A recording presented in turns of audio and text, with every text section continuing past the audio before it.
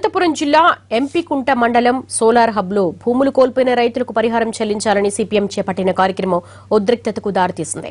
ఆ పార్టీ నేత రాఘవులతో పాటు మరికొందరు కార్యకర్తలు సోలార్ హబ్లోకి చొచ్చుకెళ్లడానికి ప్రయత్నించిన సమయంలో పోలీసులతో వాగ్వాదం, పరస్పరం తోపులాట జరిగింది. ఈ ఘటనలో స్థానిక సిపిఎం నేత కాలు విరిగింది. మరికొందరికి స్వల్ప గాయాలయ్యాయి. పరిస్థితి ఉద్రిక్తంగా మారడంతో రాఘవులను అరెస్టు చేసి పోలీస్ స్టేషన్కు తరలించారు.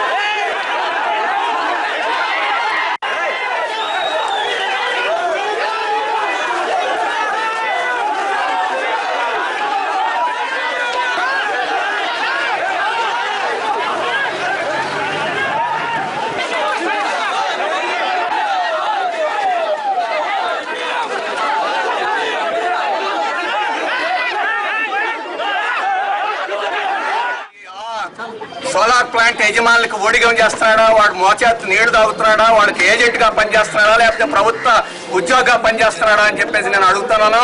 వాడు ఏజెంట్ గా పనిచేయదలుచుకుంటే ఉద్యోగానికి రాజీనామా చేసి వాళ్ళ మోకాటి నీళ్లు తాగాలి, వాళ్ళ కాళ్ళు పట్టుకుని ఈ వాంఛింతరాన్ని అక్కడ బతకాలి. ప్రభుత్వం వాడిని డిస్మిస్ చేసి ఆ రకంగా అక్కడికి పంపించాలి. లేదా ప్రభుత్వ ఉద్యోగం చేయదలుచుకుంటే ఈ రోజు ప్రజల తరఫున వాళ్ళు నిలబడాలి.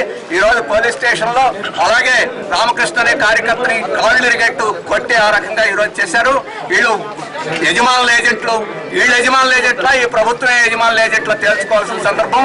అందుకని ఆ పోలీస్ మీద చర్య తీసుకోవాలి, ఆ స్పెషల్ పార్టీ వాళ్ళ మీద చర్య తీసుకోవాలి. ఈ రోజు ఈ సమస్యను పరిష్కారం చేసేదాకా ఈ రకంగా పోరాటం కొనసాగుతుంది. ఈ రోజు ఈ పోలీస్ జూన్ని ఖండిస్తూ రాష్ట్ర వ్యాప్తంగా, దేశవ్యాప్తంగా, అలాగే జిల్లా వ్యాప్తంగా కూడా నిరసన కార్యక్రమాలు జరుగుతాయి. ఈ రోజు పోలీస్